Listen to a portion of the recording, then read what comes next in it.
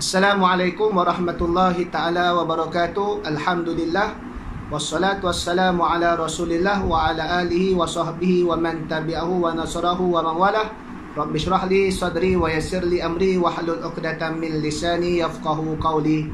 Sidang jemaah khususnya Masjid Al-Quddus dan juga para penonton sekalian, kita sambung lagi berkenaan dengan kisah suri teladan para sahabat ridwanullahi ta'ala alaihim yang ditulis oleh Dr. Ashraf Baji menerusi kitab dia yang diterjemahkan. Kali ini kita masuk kepada teladan Sayyidina Uthman bin Affan radhiyallahu ta'ala anhu. Dalam satu ucapan beliau ketika mana beliau setelah dibai'ah aku janji oleh umat Islam untuk mengangkat beliau sebagai khalifah yang ketiga, sebagaimana yang diriwayatkan oleh Ibnu Jarir, di mana apabila Sayyidina Uthman dibai'ah sebagai khalifah, dia pun keluar rumah dalam keadaan muram dan kemudian bertemu dengan sekalian manusia, lantas memberikan suatu nasihat setelah mana memulakan ucapan dengan memuji Allah dan selawat dan salam ke atas junjungan mulia baginda sallallahu alaihi wasallam. Kata Sayyidina Uthman, wahai kalian hadirin, sesungguhnya kamu sedang berada di dunia sementara dan perpindahan. Maknanya kata kita bukan duk kekal di dunia selama-lamanya. Oleh itu hendaklah kamu bersegera memenuhkan ruang-ruang usia kamu dengan kebaikan kadar yang termampu bagi kamu. Kamu telah berada di pagi hari atau petangnya di mana dunia ini berbalut dengan pesonanya keindahan dunia. Janganlah kamu terpesona dengan kehidupan dunia ini dan jangan pula kamu sombong dengan Allah Subhanahu wa taala. Ambillah iktibar daripada bangsa-bangsa yang terdahulu yang hebat, maka jangan sesekali kamu lalai kerana Allah tidak melupai kamu. Di manakah perginya penghuni-penghuni dunia yang terdahulu dan rakan-rakan mereka yang pernah mengeksploit dan memajukan dunia ini? Semuanya tidak kekal, bahkan semuanya akan mati pada tempoh dia. Jadi ucapan Sayyidina Uthman ini menunjukkan sebagai kebimbangan beliau. Sebab itu jawatannya adalah taklifan wala tashrifan, suatu tanggungjawab dan bukannya kemegahan untuk dibangga-banggakan, apatah lagi sombong dan bongkak.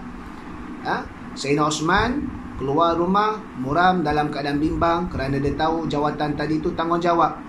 Sebab itu apabila dia keluar, dia memberikan ucapan kepada umat Islam dan rakyat seluruhnya yang berada di bawah dia berkenaan dengan pastikan tujuan hidup dan matlamat kita tidak terhenti sekadar keseronokan dunia, tetapi kita memikirkan bagaimana nasib dan pengakhiran kita di akhirat kelak.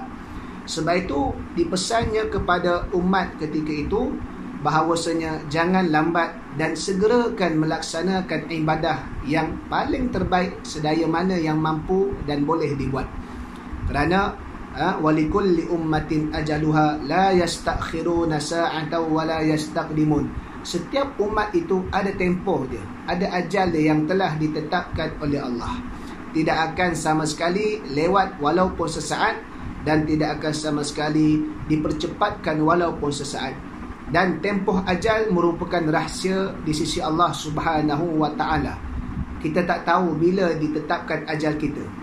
Namun yang wajib ke atas kita adalah bersegera buat kebaikan, bersegera bertaubat dan senantiasa memperbaiki keadaan daripada masa ke semasa. Dan dipesannya jangan lalai dan jangan sombong. Kerana umat terdahulu yang hebat-hebat, sebagaimana yang kita tahu ada umat terdahulu yang hebat, yang gagah, namun semua tak kekal, semua akan mati dan menghadap Allah, maka akan diperhitungkan segala amalan mereka.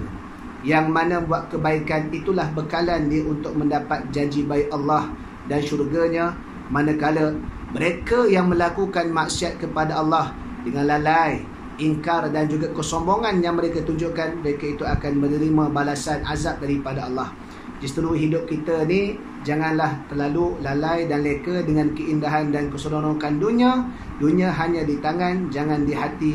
Pastikan dalam tempoh yang ada yang diberikan oleh Allah ini, kita segera buat kebaikan dan perbanyakkan amal ibadah di samping terus menerus untuk kita istighfar dan mohon taubat kepada Allah. Mudah-mudahan kita gunakan peluang yang Allah Ta'ala bagi ini, kesihatan dan hidup ini, untuk manfaatkan bersama. Wallahu alam. Assalamualaikum warahmatullahi wabarakatuh.